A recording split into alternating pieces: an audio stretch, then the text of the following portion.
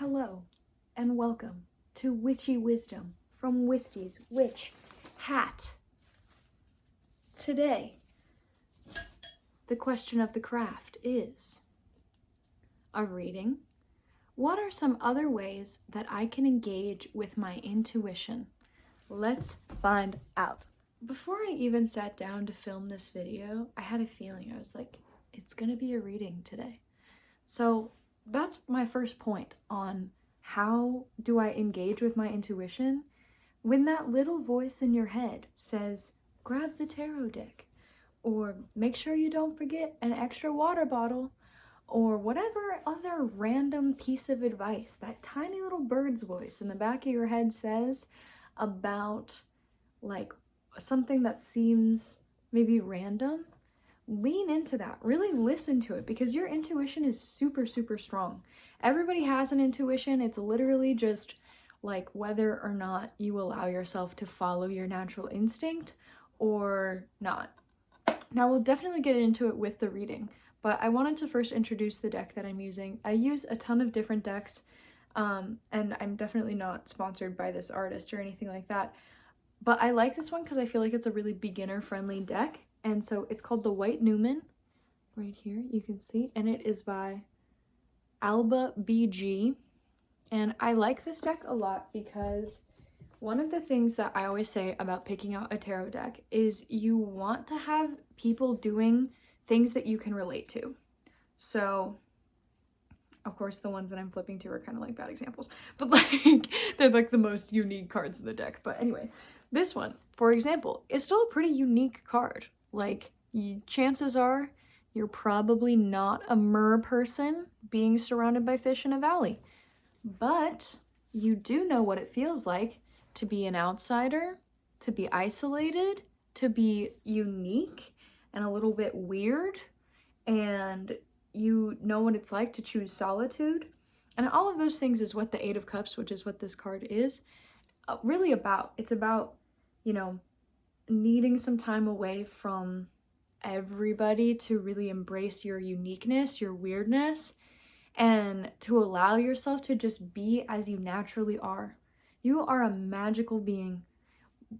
And it doesn't matter how much of like a normal person you feel, or if you feel boring or average or, I don't know, like insignificant in whatever way. Like, all of that is just your social parasite telling you to keep yourself small, when in reality, you are a magical mer person. You are an extraordinary being of light and intuition and magic and power. And so this first card that is coming through the wonderful White Newman deck is this example of like, sometimes it's okay to get away from everybody and just be weird.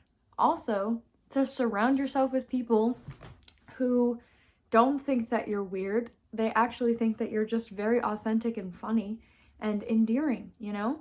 Like, it's charming. It's fun to just be yourself. Like, how sexy, how exciting to let people actually know the real you. That's who people want to know. And that's when your intuition is really going to kick in, is when you allow yourself to just show up the natural, weird, quirky way that you are drawn to. That's something that we've talked a lot about in these like craft videos, is how to begin your path as a practitioner and as a witch. And really, it's like, what calls to you? What sounds fun, you know? And a great practice for this is close your eyes. And unless you're driving, obviously, you know what is safe for you in this moment. Don't be cutting vegetables and closing your eyes. Anyway, you know that. Okay, so close your eyes and imagine that you are in a room, and it is not an empty room. It's full of treasures and projects and artifacts and gifts. And in this fantastical place inside of your imagination, what do you see in that room? Are there maps? Are there instruments? Is there something strange and unusual, like a creature or something? Whatever it is that's inside of your room is likely a really good key into your natural gift. those sorts of active visualizations are a great way to explore your intuition because you want to get your imagination engaged. You want to allow yourself to play around because our imagination is the portal into our gifts as creators. And so you want to learn how to access it, how to harness it, and also when it's overactive. Like if you have an overactive imagination, it's really easy to get an overactive imagination today in the political climate because you start thinking about all the what ifs, all the fears, all of the like crazy scenarios that could play out that aren't even necessarily unlikely, but are just one of many, many pathways.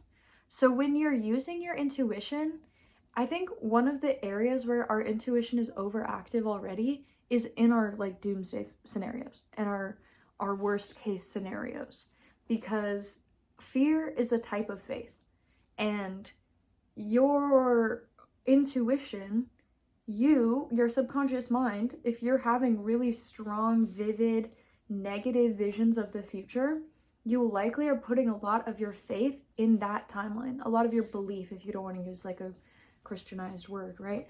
Like a lot of your belief, a lot of your energy, a lot of your attention. Like where attention goes, energy grows. So you're putting it in this place because like you have a lot of stake in fear. And so then your subconscious mind and your intuition is imagining all of these like crazy things so that you can try and avoid it and predict it. And one of my mentors the other day, Rain Juvalee, linked in the comments below, highly recommend this woman, she's incredible. But one of my mentors, she told me the other day that I was living too much in my imagination because I was in a really sensitive place and I was just like spun out about all the what ifs, and I was in this place of isolation, right? I was like, I had my head all clouded, I was like way removed from my reality, and I was so tuned in to my imaginary reality that she was like, whoa, bring it back down, bring it back into earth, and be grateful for what you have here now in the present. Now, I love the Nine of Cups. It's a really beautiful card in every depiction of it generally because it's a very positive card. I also like that in this reading we've gone from the Eight of Cups to the Nine of Cups, so you can see that we're taking like a step along the path. Like you are already way more gifted with your intuition than you give yourself credit for. You're already very, very tuned into it. It's now just kind of like honing it, directing it in a conscious way. And the way that you're going to do that is through gratitude, which is really what the Nine of Cups is all about. The Nine of Cups is about blessings, dreams coming true, and a lot of traditional or what are we talking about? Tarot? We're talking about tarot today. And a lot of tarot interpretations and things like that. So think about all of the people that you have in your life. Think about all of the resources, all of the opportunities. Be really grateful for the bird song coming out in the morning, for your pets. Winona? For your pets, for the events that you get to go to, for your health. Like that's the next step into building your intuition, is tuning your resonant frequency. Because if you are always allowing yourself to get spun out and use your imagination and all of this energy for the worst case scenario, then it's going to be much harder for your intuition to help you like move toward a brighter path, because we have this thing called confirmation bias. And confirmation bias is basically a psychological thing that happens in your brain where when it believes something to be true, it's going to look for things that prove that to be true over and over and over again. So I could say, now you're going to see a red string everywhere. And you're going to start to see this red string everywhere because your subconscious mind is like looking for it as an omen. Where if you didn't even know that you were supposed to be looking for a red string, you'd never see the red string. So drop in the comments below if you start seeing red strings. I have a theory that we'll get into in another video. The Nine of Cups here says, in order to access more of your intuition, spend more time in gratitude. Suffering ends the moment gratitude begins. And the more radical gratitude that you could have for every little facet of your life, the clearer and clearer the best possible outcome is going to be, because it's just going to happen naturally. Like, you're going to be in the right place at the right time with the right people open to receive. That's the other thing about gratitude, is it puts you in an open position, open place.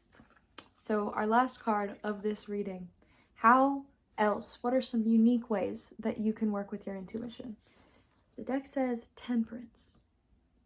Now, right off the bat, this means patience, Padawan. I don't even like Star Wars that much. Anyway, this means patience. Intuition is something that builds in small increments over time, and it builds through practice and repetition. So I have kind of like a hot take about doing a card of the day for yourself. I don't always think that that's, like, you really got to come into it with the right vibe. Like, don't necessarily try to predict something with your card of the day, but I like to pull a card of the day at the end of the day, especially when you're first starting. Like, I recommend this to people who are just starting out, because then, like, a card might surprise you with the way that it relates to what you experienced today. So, like, for example, we'll do my card of the day because it's kind of the end of the day here. The Page of Wands. This is a very accurate card of the day for me. The Page of Wands. Wands is all about passion. It's all about your creative pursuits, the things that you want to explore. You can see that this person's wearing their little explorer outfit, and they are in the vast unknown. There's a dawn rising in the background, so a new beginning. Maybe it's a sunset, maybe it's an ending. They're generally the same thing. And the Page is somebody who's kind of inexperienced, kind of young. And the reason why this fits really well for me today, and I didn't plan this, obviously I just pulled it out of the deck right in front of you, is because today I went to an open mic for the first time in my area and sang one of my original songs. Page of Wands, passion, art, my original music, super passionate about that. Beginner, did I almost kind of forget the lyrics a little bit? You would never have known. You would never have known. So that's my next practice for you, is at the end of the day, pull your card of the day. Don't try to pull it at the beginning, because I just really think that sometimes it's really easy, especially like the collective that I'm tuning into, y'all sometimes, it's not that you're reading too much into things, but you're really needing to center and balance yourself. Like, this anxiety that we're working through as a collective is very natural in response to all of the noise that's happening inside of the collective, which is why the deck is saying, like, instead of trying to seek external divine guidance so often and read all the omens and check with the signs and all of those things, like, check in with your body first. Like, your body is the instrument for your intuition, and it's going to send you really strong signals. So if you want to get better at listening to your intuition, pay attention to your tummy, pay attention to your eating habits, right? Like, when is your body saying, I don't want more food? Or when is it saying, I need more food in this moment? And is it saying that I want this kind of thing? Do I need more water? Like, do you know what your body's trying to say to you and how? Another way to look at it is, like, pay attention to your animals more. Like, they have a language of their own. They really are going to communicate with you in very direct ways as long as you learn their language. It's the same thing as your own primal spirit. So, like, if your dog is circling, generally that is going to mean one thing. Like, they have a way, that's their pattern. They're going to say, hey, pay attention to this thing, I'm going in a circle. Like, they don't have words, right? And sometimes our intuition doesn't use explicit words. Sometimes it's just like this weird little, hey, go in that circle. And then all of a sudden you're in the circle and you're in the right place at the right time, experiencing an incredible moment. My last tip for how do you connect deeper with your intuition in a fun way.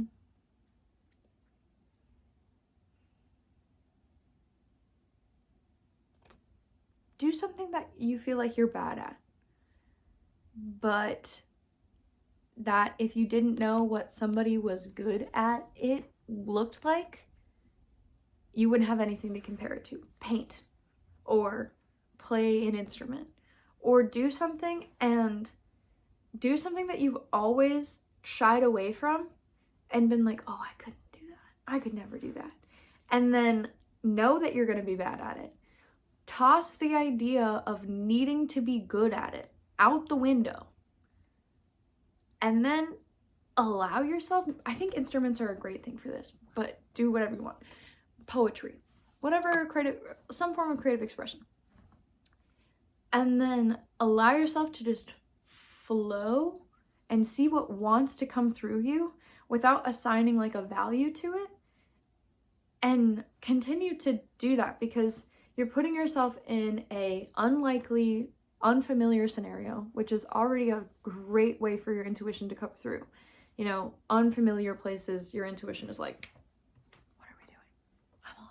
I'm on, girl. Let's go. And then you'll be allowing the channel to go, and you're gonna allow yourself to get into a flow state and just see what happens. Just experiment, right? That's what I think Temperance is saying here, is just experiment. So, to summarize, be your freaky little self. You are already magical as fuck. Your intuition is loud. Don't get lost in the daydream. Acknowledge that the despair, dark timeline, worry thoughts are kind of like a little alarm, right? And then it's like the engine light. And then you go and you check it. I don't even think it's like the check engine light, like nothing's broken. It's like the maintenance soon light, you know? Where you're like, there's something going on. Like, acknowledge it, right? Instead of just trying to numb it out or dull it, be like, thank you for bringing this to my attention. What do you want to do about it? Like, take your fear fantasies one step further to, what am I going to do about it? Like, take your power back from the imagination. Ground it into reality, first and foremost. Spend some considerable time alone. The next, I would say, like, I'm feeling weak. Connect with nature, right? Your intuition always comes through stronger when we're connecting with nature. Allow yourself to do something that you feel like you've always wanted to try, but you were too afraid to fail at.